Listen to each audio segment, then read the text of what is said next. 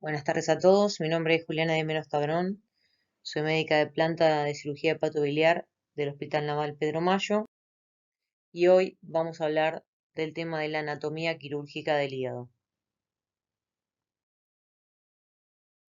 Bien, en cuanto a la anatomía de superficie del hígado, vamos a ver que difiere entre lo que es su interpretación de la anatomía de superficie y su topografía quirúrgica, ¿sí? La anatomía de superficie básicamente se basa en aspectos visibles del hígado, en lóbulos, en cisuras, en ligamentos, en sectores y segmentos. Un lóbulo es una porción del órgano delimitada por justamente cisuras, surcos y ligamentos. Bien, y guiándonos por la anatomía de superficie, viendo el hígado desde su cara anterior, vamos a identificar justamente distintos ligamentos y lóbulos. El ligamento redondo, el ligamento falciforme, los ligamentos coronarios, el ligamento triangular izquierdo y el ligamento triangular derecho de su cara anterior. Si vamos a la cara visceral del hígado, vamos a identificar el lóbulo derecho, el lóbulo izquierdo, ¿sí? La vena cava inferior, el pedículo hepático compuesto por la vena porta, la arteria hepática, el conducto hepático, el ligamento redondo, el lóbulo de Spiegel, que es parte del segmento 1 que rodea la vena cava, y el lóbulo cuadrado.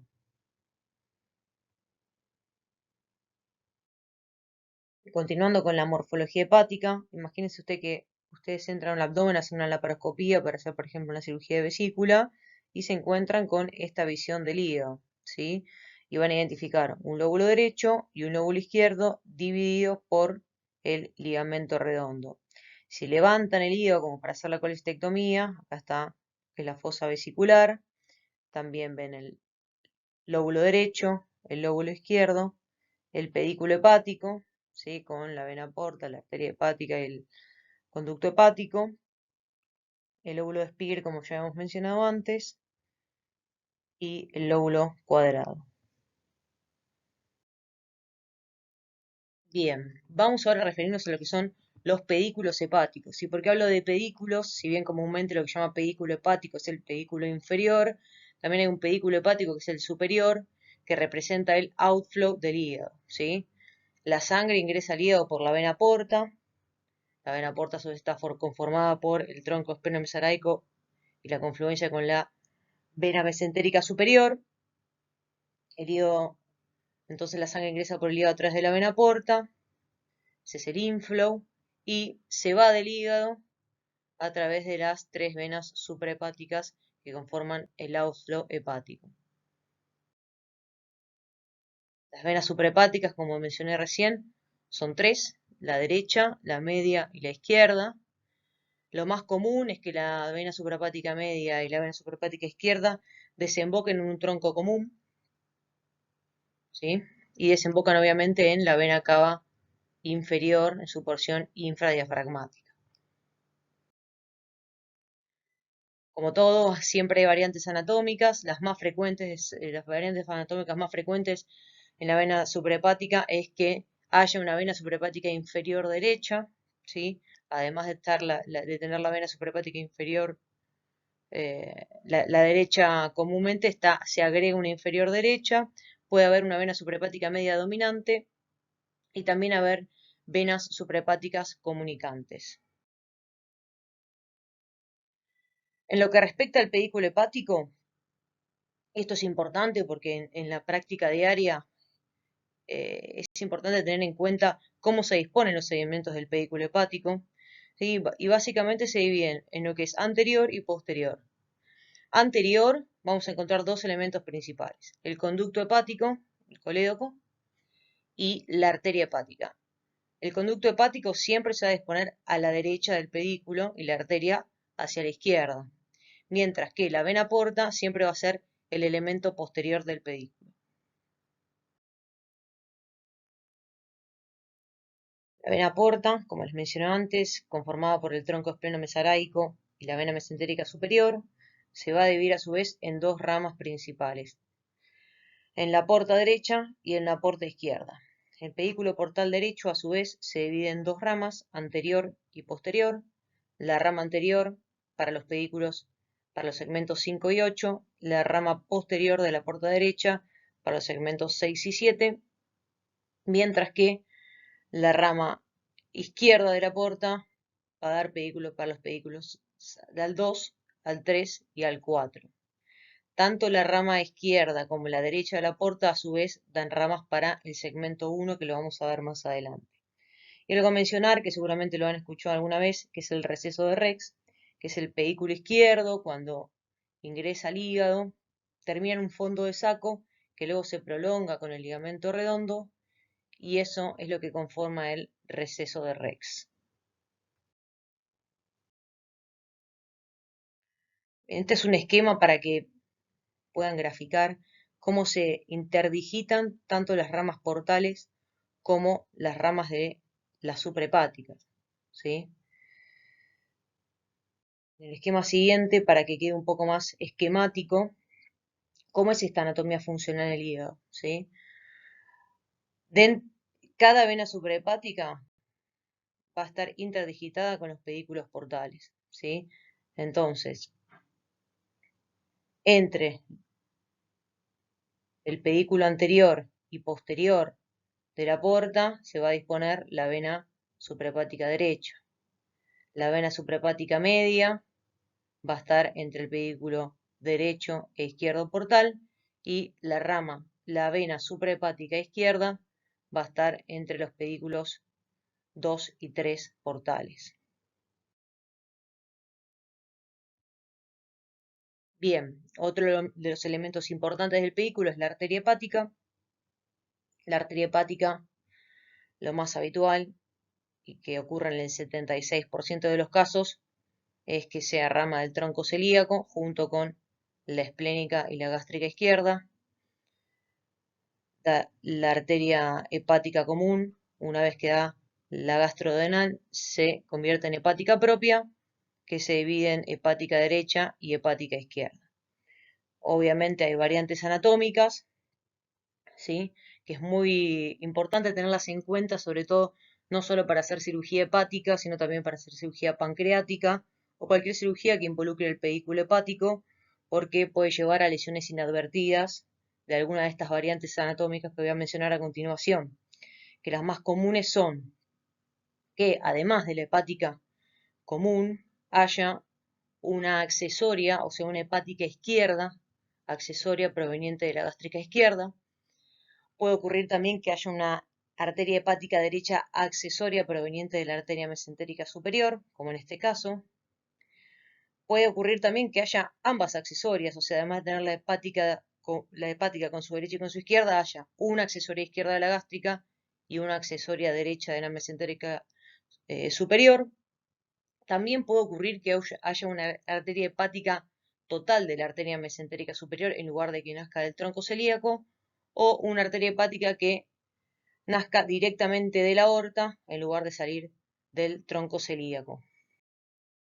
Bien, en cuanto a la vía biliar, otro de los elementos del pedículo, bueno, ya estarán familiarizados con el árbol biliar, sobre todo por la frecuencia con la que se ve este mapa al hacer colestectomía laparoscópica con colegiografía intraoperatoria. A mí me gusta empezar por el conducto hepático para describirlo, que se divide en un hepático derecho, un hepático izquierdo, hasta la confluencia. El hepático derecho, al igual que lo portal, va a dar una rama anterior y una posterior, posterior para segmentos 6 y 7, anterior para 5 y 8. Una vez que el conducto hepático recibe al cístico, se convierte en colédoco, que desemboca en la segunda porción del duodeno. Algo a tener en cuenta y muy importante, lo que respecta a la vía biliar es su irrigación, en la que se ve una red epicoleociana en su cara anterior, y esta red está formada principalmente por la arteria hepática propia, ¿sí? Que es esta, y la pancreático-duodenal proveniente de la gastroduodenal. Estas dos arterias son las que generan esta red epicoleociana. Y a su vez, obviamente, bueno, la vesícula irrigada por la arteria cística con su rama anterior y posterior, cística, rama de la hepática derecha.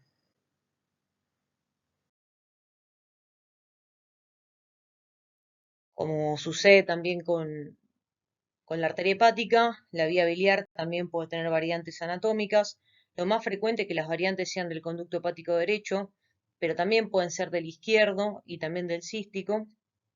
Para mencionar, yo acá les dejo la descripción para que lo lean tranquilos, pero bueno, lo más frecuente obviamente es encontrar anatomía típica, después puede haber una triple confluencia, o sea que el posterior del derecho, el hepático derecho y el izquierdo desemboquen los tres juntos. Puede ser que el colector anterior del derecho desemboque en el hepático común, que el posterior del derecho desemboque en el hepático común, el posterior del derecho desemboque directo en la vía biliar izquierda. También puede pasar que el anterior del derecho desemboque en la vía biliar izquierda. ¿Sí? Estos son algunos de los esquemas. Y también puede haber ausencia de confluencia o, como les dije antes, que el cístico desemboque en alguno de los conductos hepáticos.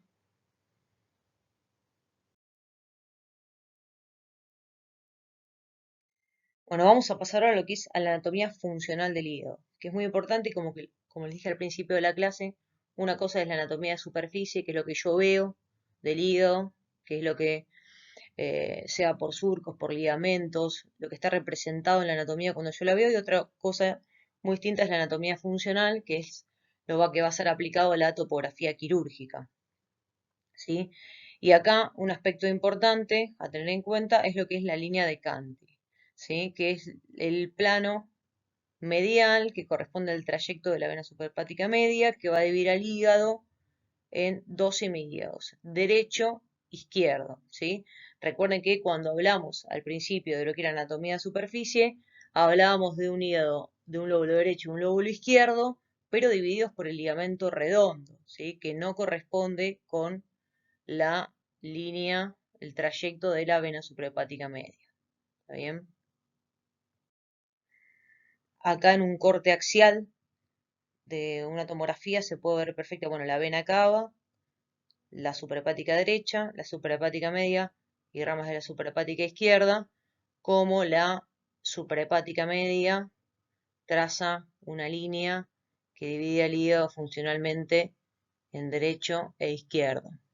Sí, después Quinault en el siglo XX aportó aspectos muy importantes para la anatomía funcional, pero la verdad es que hubo mucho tiempo en el que hubo bastante desacuerdo y no había una literatura, un consenso internacional de cómo definir bien la anatomía funcional del hígado, hasta que finalmente en Brisbane, en Australia, en el año 2000, se llegó a un consenso donde todos se pusieron de acuerdo en hablar el mismo idioma. Y es entonces donde se propuso una división de primer orden, de segundo orden y de tercer orden. En cuanto al primer orden, es el plano medial que divide al hígado en derecho e izquierdo, que está dado justamente, como mencionó antes, por la línea de la vena suprahepática media. ¿Sí? Eso divide entonces al hígado en dos, en mi hígado derecho y en mi hígado izquierdo. ¿Sí? En el segundo orden ya vamos a hablar de secciones. El segundo orden está dado por la división del hígado derecho en dos y el hígado izquierdo en dos. Esta división la da a la derecha la vena suprahepática derecha y a la izquierda la vena suprahepática izquierda. ¿Sí? Entonces se dividen del lado derecho en sección la derecha posterior, derecha anterior y del lado izquierdo en izquierda medial e izquierda lateral. Y por último, hay un tercer orden, que es en el plano horizontal, que va a dividir al hígado en segmentos, ¿sí? En los 8 segmentos que conocemos. A tener en cuenta que el lóbulo caudado, que es el 1, que es el que está acá atrás, se mantiene como una estructura independiente de esta división. Y yendo específicamente a lo que es el tercer orden, la división de tercer orden, que es lo que determina finalmente los 8 segmentos, está dada por la disposición de la vena porta en su ingreso al hígado, ¿sí? Como se ve acá en el esquema. Esto finalmente nos da un hígado superior y un hígado inferior y determina los segmentos 2, 3, 4A, 4B, 5, 6, 7 y 8.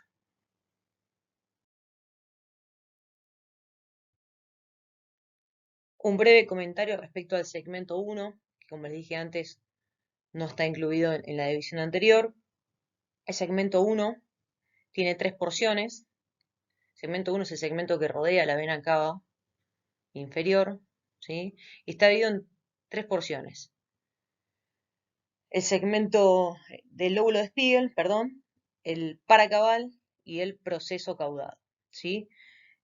Lo que tiene particularidad este segmento, que lo que es tanto ramas portales, arteriales y biliares, recibe tanto de las ramas derechas como izquierdas. Y en lo que es en cuanto al drenaje del lóbulo de segmento 1, no drena por ninguna de las 3 superhepáticas, sino que drena directamente a través de venas independientes en la vena cava inferior. Es importante tener en cuenta esto cuando uno hace resecciones hepáticas y tiene que resecar el segmento 1, que lo que tiene que hacer básicamente es liberar por completo la vena cava inferior e ir ligando todas estas ramas que drenan directo en la vena cava.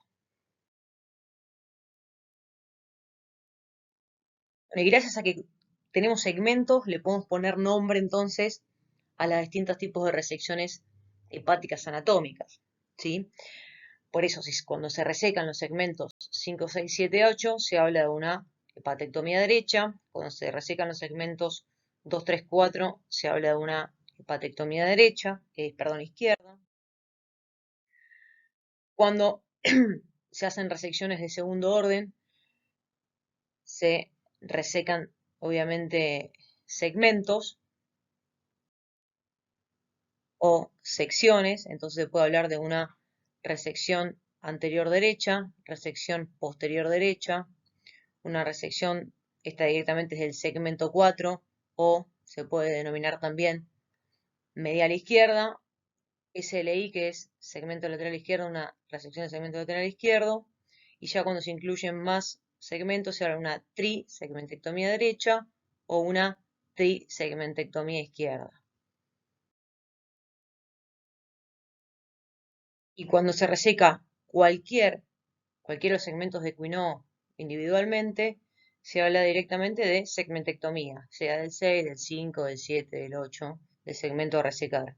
Y si se resecan 2 segmentos juntos, se habla de una bisegmentectomía.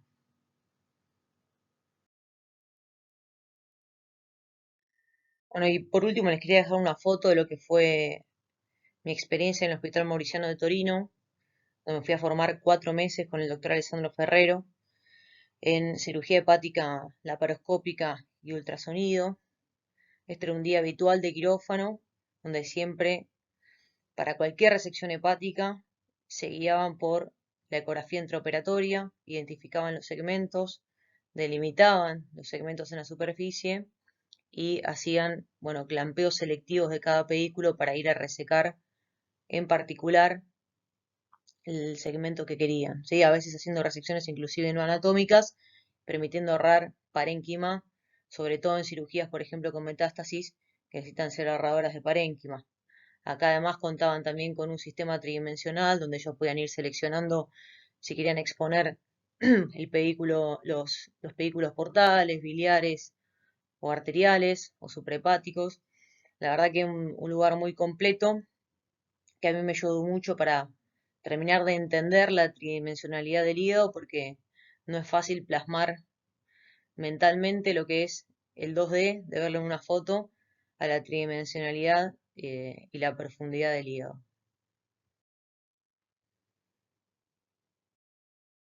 Bueno, hasta acá llegó la clase de hoy, traté de ser breve para no abrumarlos con tanta información.